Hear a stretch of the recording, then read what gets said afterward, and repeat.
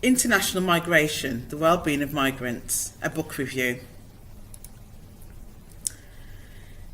This book by Philomena de Lima provides an overview of current issues in relation to immigration on a global and national level, focusing on migrants' well-being.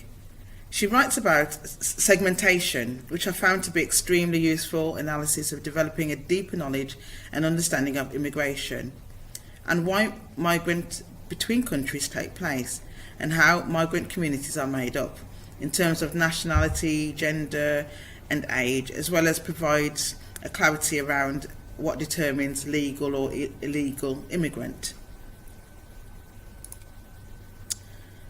In her book, de Lima aims to explore the migrant's journey and how this affects their health and their well-being, and highlights issues in relation to health inequalities. I just wanted to add that even as a black woman with migrant heritage, that this book provided an insight to some of the inequalities that may have existed or been experienced by my parents and others who arrived in the United Kingdom in the early 60s. I would suggest that the book also speaks to subsequent black and minority ethnic groups that have migrated to the UK, as well as migrant groups on an international level, in terms of migrants entering other countries.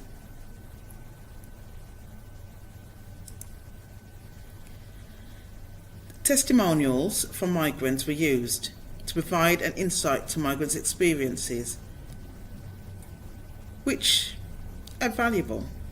However, the use of case studies as a method to gain further insight to lived experiences would have provided a more concrete evidence of migrants' experiences and would link the theories and testimonials with realities and add to the credibility and validity of the discussions in this book. It may even help us to better understand the changing political agenda and processes. I'm just going to read a short paragraph from the back cover of the book, and it reads,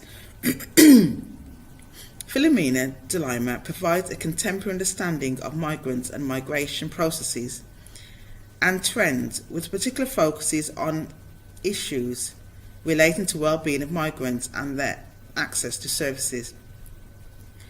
The book will inform and educate social science students, policymakers, and those wrestling on a political level with the implication of migration. This slide contains a list of chapters within the book. De Lima makes some really good attempts at providing a balanced perspective on migrants' experiences. For example, in Chapter 5, it gives us a number of possible factors affecting the migrants' well-being. I believe the author is on point when she addresses the challenges within the UK in meeting the needs of migrants following austerity measures, and the impact that this has on migrants' ability to access services such as health, housing, and education, and also the inability to integrate into communities. These are, of course, similar to the experiences faced by BME or migrant communities in the late 50s or early 60s. In the section Changing Political Landscape and Attitudes towards Migrants, the author examines the tightening of law and border controls as a means of managing migration, and through this book addresses current issues and debates into immigration. An example of this is how the terminology is used to identify people from the UK emigrating to other countries, and how different that is. For example, people who are born in the UK and residing in other countries are referred to as expatriates, whereas people not originally from the UK and residing in the UK are described as migrants. Migration or migrants have a negative connotation to the word. The author achieves her aims in terms of addressing the current affairs in relation to migrant communities and the challenges this brings, and additional pressures in times of austerity. The chapter Migrants' Wellbeing and Health clarifies the needs to have a broad perspective of well-being to avoid misunderstanding and distortion of migrants' lived experiences by a focus on one element, for example, health, and neglecting the wider social aspects. This book is entitled International Migration: The Wellbeing of Migrants, which is clear and provides a focus to what Lima intends to bring to the reader's attention. I found the heading of each chapter useful, as they provided focus on the topic to be discussed. An analytical approach is also used to consider wider thinking around immigration and migrants' journey.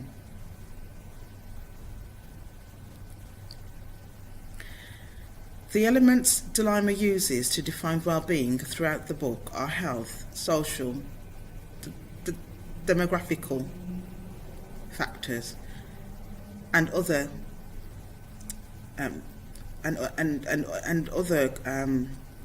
sort of factors that links to ill health. Lima sets migration in a political context, which provided a good foundation to discussions that followed. She was able to relate back to policy when providing or when discussing, for example, the categorization of migrants, which determines whether a migrant were permanent or temporary, and how this impacts on the entitlements to, and access to service. Immigration and migrants are currently very topical subjects, and gaining first-hand accounts of migrants' experiences are important. However, Lima's book tends to focus on some of the things that we already know about the experiences of migrants through the media.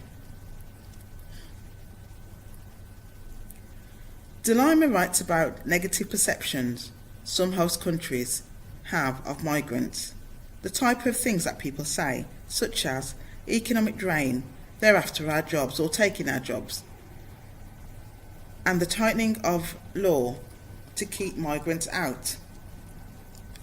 In contrast, I would have liked to have read about migrants' perspectives of what their experiences have been, alongside the wider discussions about political positives or potential positives that migrant communities could bring to the host countries.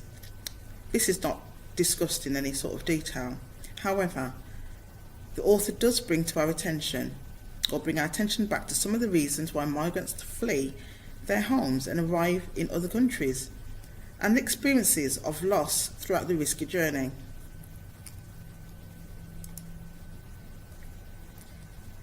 On reflection, I was able to relate to the contents of this book, as mentioned before, because of the experience shared by my parents, and found the arguments convincing because of the contemporary themes that the author addresses, such as the volume of migrants coming into the UK and other countries, and discussions and debates by political leaders on changes to law and policies as a mechanism to managing migration. This book has helped me gain a better understanding of diversity within the migrant community through the insight of the impact of migrant ill health. What I mean by this is that while inquiring about individuals' health needs, the author was able to gain knowledge and insight of people's differences within the migrant community, which is described as pivotal to the integration as well as migration itself. This book is easy to follow and understand.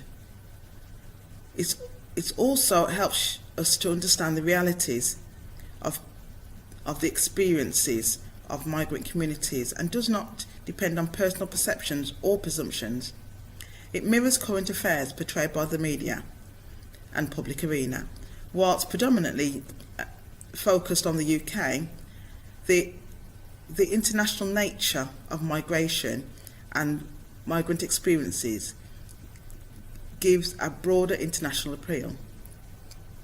In conclusion, I have found this book informative, and the style in which it is written will ensure that students find it interesting and engaging.